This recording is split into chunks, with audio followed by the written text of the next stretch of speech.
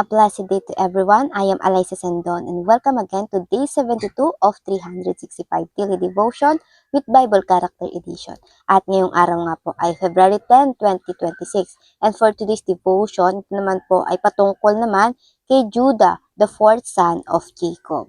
And for the concept by Pastor Russell, Jacob blessed Judah. When Jacob spoke to Judah, his words were filled with hope and promise.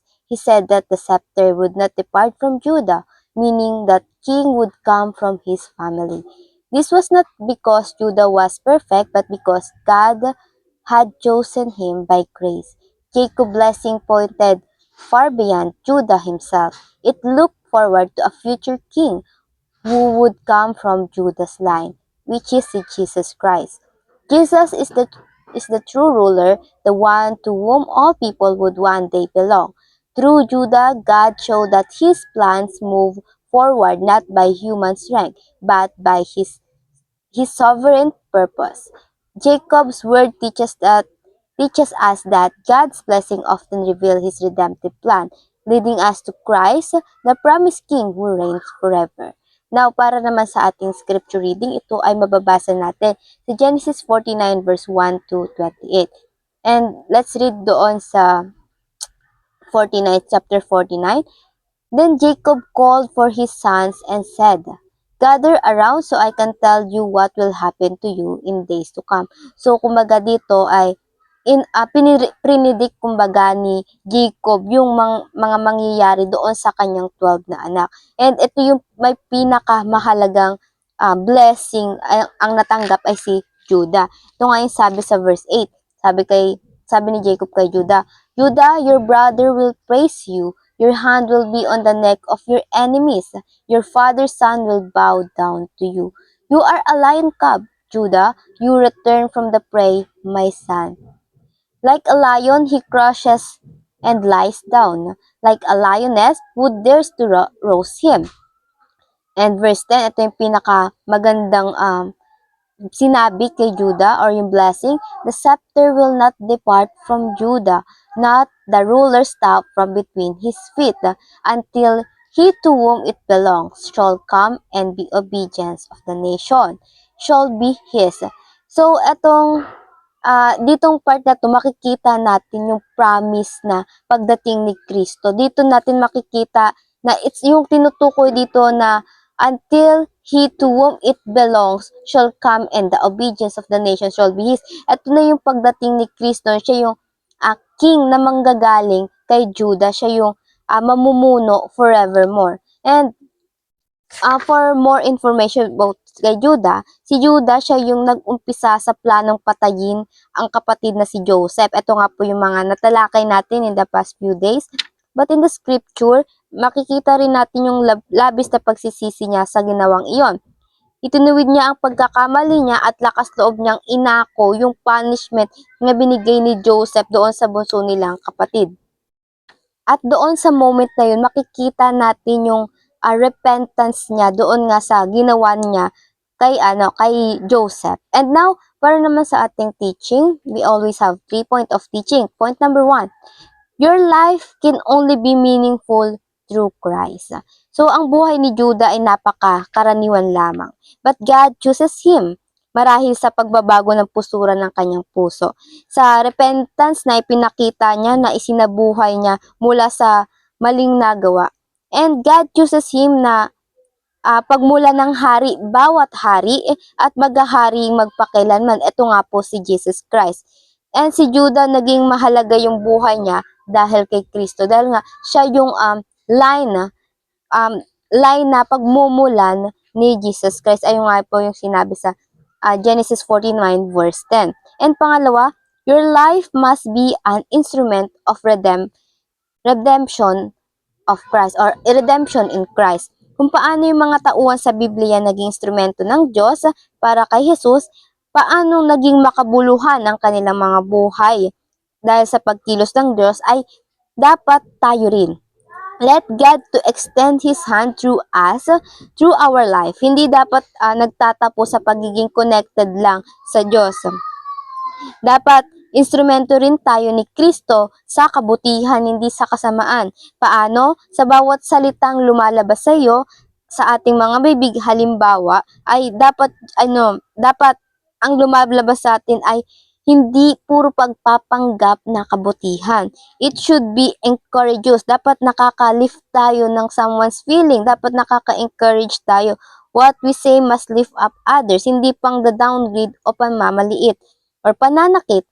And we must remember this. Tayo ay parte ng katawan ni Kristo. We are the body of Christ, sabi nga sa Biblia.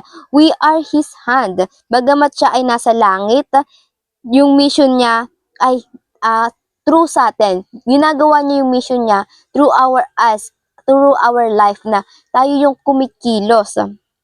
And was given to us, and that's why we must be an instrument of Christ's redemption. And pangatlo, your life should cause people to look forward to the coming of Messiah or coming of Christ. Dapat sa mga buhay pa lang natin nagmula yung paniniwala nila kay Kristo. Dapat nung nakikita sa atin at mula dun sa ating mga pamumuhay ay naniniwala na sila na meron ngang Kristo. At yung muling pagdating ni Kristo, His work must reflect on us, our good deeds sa ating pamumuhay, yung mga mabubuting gawa natin, and ayun nga, yung lifestyle natin. Kasi mahirap mag-disciple ng kapwa mananampalataya kung ikaw mismo sa sarili mo ay ligaw sa Panginoon. And para naman sa ating application, paano ba natin ito maisa sa buhay? Number 1, educate yourself about the Bible as a Christ-centric story. So, pag nagbabasa tayo ng Biblia, ay dapat ini-educate natin sa sarili natin, pinapaalam natin sa sarili natin, tinatanggap natin sa ating mga sarili na yung buong Biblia ay patungkol lahat kay Kristo. Bawat pahina, bawat talata na makikita natin na ang Diyos ay pinapahayag na siya. Yung from the very beginning, from the Genesis pa lang, andun na si Kristo, pinapahayag na si Kristo, hindi lang pang New Testament si Jesus. He already at the beginning. And pangalawa, examine yourself to see whether you are living a Christ-centered life. Siyempre, yung Bible, Christ-centric ito. Now, ang tanong, tayong bumabasa ay Christo-centric din ba?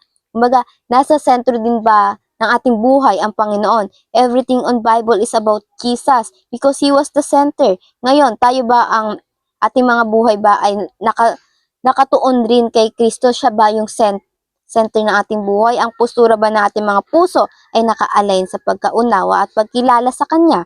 And because ang taong bumabasa kasi ng Biblia at kumikilala sa Kanya ay nagiging Christ-centric o Christo-centric rin ang buhay. Makikita natin yon even on outside self ng sa ating mga taong bawat isa. Makikita natin yun mula sa pananalita, pagkilos at pag-iisip. And number 3, embark on a journey with your family to a Christ-centered mission. In our journey, knowing Christ deeply, isama rin natin ang ating mga pamilya. Not by force. Dapat inaanyayahan din natin sila na makilala si Kristo. Allow them to hear about the truth of Christ Jesus. Though kahit matigas yung mga puso nila, hayaan natin ang Diyos na ang magpalambot nito. Ang mahalaga ay binabahagian natin sila, pinapaalam natin sa kanila yung ibang mga bagay na makakatulong para mas mapalapit sila sa Diyos. Include them to your prayer, through your devotion, through your testimony.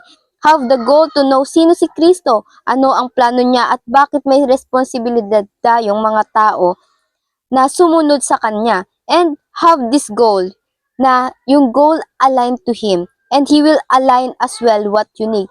Huwag mo nang problemahin kung ano yung kakailanganin mo para lang masundan si Kristo because God is know what you are exactly need. Alam niya na yung mga kakailanganin mo. Ang kailangan mo lang ay buong oras mo, buong pananampalataya mo, buong paniniwala mo sa Kanya. Hindi niya kailangan ng kayamanan mo bago ka sumunod sa Kanya. Come as you are kasi tinatanggap ka ni Kristo at yung mga pangangailangan mo, ibibigay niya yun kasunod sa paniniwala mo sa Kanya. Ayun nga yung sinabi sa Matthew 6:33. Seek first His kingdom and His righteousness and all His things all these things will be added to you. And para naman sa ating mga reflection or pagninilay-nilayan ngayong araw ay why does reading Christ-centric Bible cause us to live Christocentric lives? At ayun lamang po, bago tayo magtapos sa ating devotion na ito ay manalangin muna tayo. And let's pray. Our Father in heaven, we thank you and we glorify you for today's devotion, Panginoon, na pinaalalahanan nyo kami mula sa buhay ni Judah, Panginoon, na dapat ganun din kami, Panginoon, that, Lord God, ikaw lamang po ang siyang nagbibigay meaning, purpose, at mission sa aming mga buhay at hindi ang aming mga sariling pagnanais, Panginoon. Panginoon, maraming salamat, Panginoon, again, na inaalala niyo, Panginoon, na sa bawat kilos namin, sa bawat desisyon namin, sa bawat tinatahak namin, Panginoon, ay dapat kayo ang nasa gitna, Panginoon. Kayo ang siyang nangunguna sa bawat daraanan namin, Panginoon. Panginoon, patawarin niyo kami kung kami ay madalas nagiging matigas, Panginoon, at pinipili ang sariling mga daan. Panginoon, but we trust you always, Lord God, na hindi niyo kami hahayaang mapunta sa masama at mapalayo pa lalo sa inyo, Panginoon. Gabayan niyo kami sa inyong daan, Panginoon, na inihanda sa amin. Align us to your will, Lord God, and not you to my will, to our will, Lord God. At ayun lamang po, Panginoon, kayo nawa ang siyang palagi manguna, magliwanag ka sa aming mga daan at madakila ng bawat tao sa aming paligid, Panginoon. Ayun lamang po at maraming salamat sa lahat, Panginoon. In Jesus' name we pray. Amen and amen and amen. At ayun lamang po, I hope marami tayong natutunan at matututunan pa. See you again tomorrow for our devotion and I pray na sama-sama sana tayong lumago para sa Panginoon. Have a nice day ahead and God bless.